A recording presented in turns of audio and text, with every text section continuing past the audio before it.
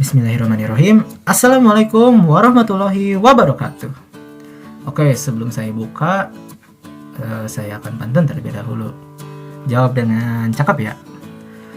Jalan-jalan ke Singapura, tidak lupa membeli semangka. Perkenalkan, saya Yosef Hadika. Salam sejahtera untuk kalian semua. Oke, terima kasih teman-teman. Mungkin gimana nih kabar kalian semua? Ada yang udah pada mudik ya? Semoga kita dapat menjalankan ibadah puasa sampai akhir dan menjalankan Hari Raya Idul Fitri dengan lancar. Gak kerasa ya teman-teman, kita udah mau berakhir aja nih bulan Ramadan. Mungkin semoga kita dapat umur panjang agar bisa ketemu lagi di bulan Ramadan berikutnya. Nah, sebelum saya buka, pertama yang paling utama yaitu mari kita panjatkan puji dan syukur kehadirat ilahi Rabbi Allah Subhanahu wa taala atas segala rahmat dan karunia-Nya kita dapat bukan berkumpul sih ya, berada di tempat masing-masing. Nah, salawat serta salam semoga tercurah limpah ke junjungan besar Nabi Yana wa Nabiyana Muhammad sallallahu alaihi wasallam. Yang terhormat kepada dosen pengampu mata kuliah Kebijakan dan Inovasi Pendidikan Ibu Dr. Cucun Sunaingsi MPD, dan yang saya hormati kepada seluruh rekan-rekan audiens semua. Nah, pada kesempatan kali ini kelompok 9 akan memaparkan, mempresentasikan dan mendiskusikan tentang kebijakan dan inovasi peningkatan mutu sekolah. Nah, pada presentasi kali ini saya tidak sendiri. Saya ditemani oleh kelompok 9 yang beranggotakan saya sendiri, Yosef Hadika Hidayat dengan NIM 2106850. Yang kedua yaitu ada Firda Wardatul Anifah dengan NIM 2100124, dan yang terakhir yaitu Endeng Nenden Rahayu dengan NIM 2100388. Nah, di sini ada beberapa bahasan materi kebijakan dan inovasi peningkatan mutu sekolah, yaitu ada 5 pokok bahasan. Yang pertama yaitu model pendekatan kebijakan pendidikan, yang kedua yaitu komponen-komponen peningkatan mutu pendidikan, yang ketiga yaitu faktor dalam peningkatan mutu pendidikan, yang keempat yaitu ada rekomendasi peningkatan mutu pendidikan, dan yang terakhir yang kelima yaitu ada urgensi inovasi dalam pendidikan. Untuk selanjutnya yaitu saya persilahkan kepada presentator pertama untuk memaparkan presentasinya. Baik, terima kasih. Sebelum memasuki pembahasan materi pada kali ini, mari kita ingat kembali apa itu kebijakan serta inovasi pendidikan. Menurut Gamagi dan Pang, kebijakan terdiri dari pernyataan tentang sasaran dan satu atau lebih pedoman yang luas. Nah, untuk mencapai sasaran tersebut dapat dicapai jika dilaksanakan secara bersama-sama dan memberikan kerangka kerja bagi pelaksanaan program. Dapat disimpulkan bahwa kebijakan adalah tindakan atau langkah yang diambil oleh suatu pihak atau institusi untuk mencapai tujuan tertentu atau memecahkan masalah yang ada. Sedangkan inovasi pendidikan merupakan upaya dalam memperbaiki aspek-aspek pendidikan dalam praktiknya. Inovasi pendidikan adalah suatu perubahan yang baru dan kualitatif, berbeda dari hal yang ada sebelumnya dan sengaja diusahakan untuk meningkatkan kemampuan guna mencapai tujuan tertentu dalam pendidikan. Terdapat beberapa model pendekatan yang diperlukan dalam menetapkan suatu kebijakan pendidikan di sekolah. Di antaranya yang pertama yaitu model rasional. Model rasional adalah model yang mengembangkan kebijakan secara rasional, di mana prosedur pembuatan keputusan yang akan membimbing pada pilihan alternatif yang paling efisien dari pencapaian tujuan kebijakan. Yang kedua adalah model ekonomi. Model ekonomi yaitu model yang mengembangkan kebijakan berdasarkan pertimbangan faktor ekonomi. Selanjutnya yaitu model eksperimentasi.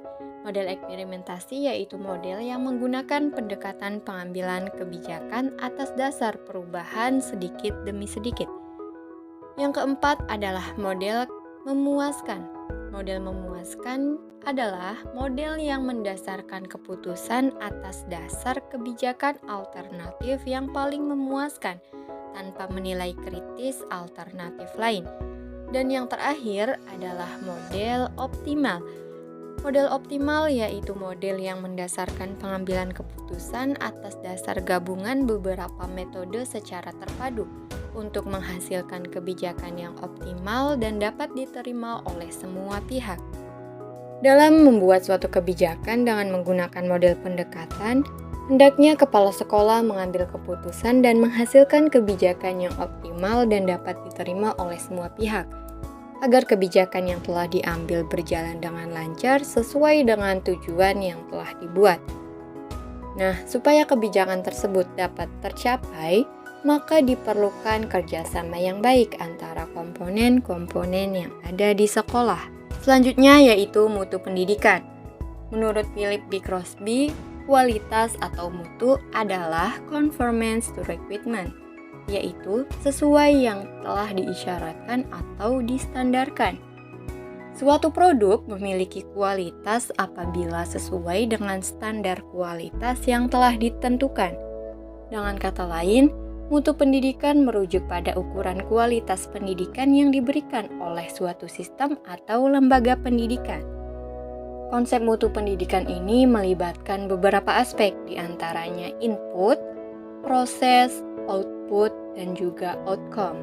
Terdapat beberapa komponen yang dapat meningkatkan mutu pendidikan di sekolah, antara lain yang pertama, guru. Guru yang berkualitas adalah kunci keberhasilan dalam mencapai mutu pendidikan yang tinggi. Guru yang berkualitas akan mampu mengembangkan kurikulum serta metode pembelajaran yang efektif. Selain itu, guru dapat memberikan pengalaman belajar yang bermakna bagi siswa. Yang kedua, siswa. Siswa harus aktif dalam proses pembelajaran.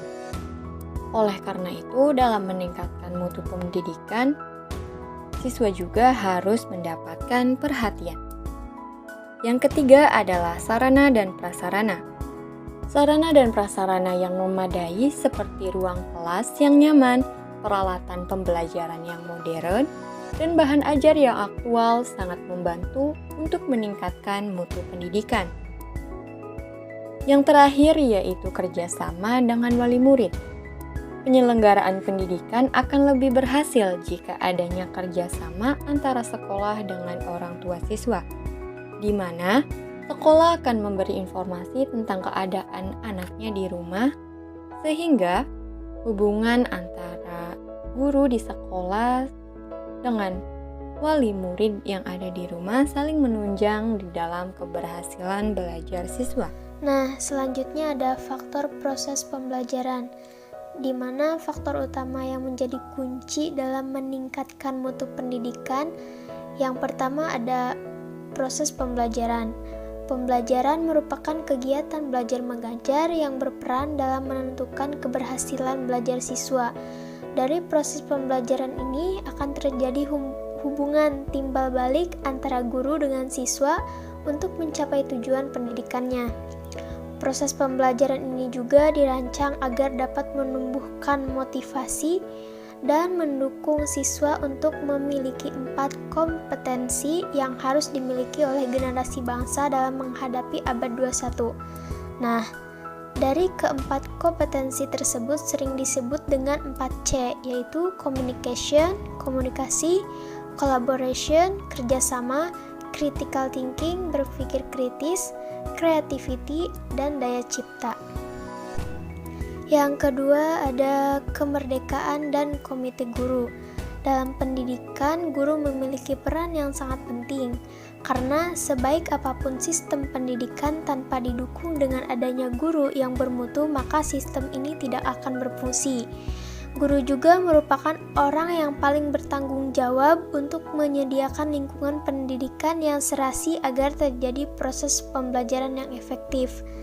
Terkait pada poin pertama, yaitu proses pembelajaran, di mana proses pembelajaran yang menyenangkan, penuh dengan kreativitas dan inovasi akan mendorong termotivasinya anak dalam belajar. Oleh karena itu, dalam kebijakan ini, Guru lebih ditekankan pada proses pembelajarannya, bukan pada administrasinya. Selanjutnya ada rekomendasi peningkatan mutu pendidikan. Yang pertama ada dukungan pemerintah pusat dalam bentuk kebijakan nasional yang mengatur sistem penjaminan mutu pendidikan secara nasional. Yang kedua, dukungan pemerintah daerah dalam bentuk kebijakan yang mengatur sistem penjaminan mutu pendidikan di daerah sebagai tanggung jawabnya. Yang ketiga, kebijakan satuan pendidikan yang dinyatakan dalam visi, misi, strategi, dan program dalam menyelenggarakan pengelolaan satuan pendidikan dan pembelajaran yang sinkron acuan mutu pendidikan. Yang keempat, ada kepemimpinan kepala satuan pendidikan yang efektif. Yang kelima, partisipasi, komitmen, dan konsistensi seluruh pemangku kepentingan dalam mendukung penjaminan maupun peningkatan mutu satuan pendidikan. Nah, yang terakhir, akuntabilitas, transparansi, serta integritas yang menjadi budaya organisasi satuan pendidikan, pemerintah maupun pemangku kepentingan lain yang terlibat dalam penyelenggaraan pendidikan. Nah, materi yang terakhir ada urgensi inovasi dalam pendidikan. Pada bidang pendidikan ini, peran guru untuk mendidik peserta didiknya menjadi manusia yang selalu mengikuti perkembangan zaman tanpa meninggalkan akar budaya sangat penting dalam menentukan perjalanan generasi bangsa ini. Guru juga dituntut untuk menjadi pendidik yang mampu menjabatani kepentingan-kepentingan itu sendiri. Nah, menurut Wijaya DKK, pendidikan saat ini menghadapi berbagai tantangan dan persoalan. Di antaranya yaitu yang pertama ada bertambahnya jumlah penduduk yang sangat cepat serta sekaligus bertambahnya keinginan masyarakat untuk mendapat pendidikan yang secara kumulatif menuntut tersedianya sarana pendidikan yang memadai. Yang kedua, berkembangnya ilmu pengetahuan yang modern menghendaki dasar-dasar pendidikan yang kokoh dan penguasaan kemampuan. Dengan demikian menuntut pendidikan yang lebih lama sesuai dengan konsep pendidikan seumur hidup. Yang ketiga ada berkembangnya teknologi yang mempermudah manusia dalam menguasai dan memanfaatkan alam serta lingkungannya, namun seringkali ditangani sebagai suatu ancaman terhadap kelestarian peranan manusiawi. Baik, terima kasih kepada para presentator yang telah memaparkan materinya. Di sini saya akan membacakan kesimpulan dari pembahasan tadi. Kebijakan dan inovasi mutu sekolah adalah upaya yang dilakukan oleh sebuah sekolah untuk meningkatkan kualitas pendidikan yang diberikan kepada siswa. Kebijakan dan inovasi mutu sekolah yang dilakukan dengan baik dapat membantu meningkatkan kualitas pendidikan yang diberikan oleh sebuah sekolah dan membantu siswa untuk mencapai potensi mereka secara optimal. Nah, mungkin cukup sekian ya teman-teman presentasi dari kelompok kami. Terima kasih kepada para audiens yang telah memperhatikan presentasi kami, dan terima kasih juga kepada para presentator. Terima kasih kepada dosen pengampu Ibu Dr. Cucun Sunaingsi, MPD. Semoga kita dapat bertemu di lain kesempatan. Saya Yasef Adika Hidayat, pamit undur diri dari hadapan kalian semua. Billahi taufiq wal hidayah. Wassalamualaikum warahmatullahi wabarakatuh.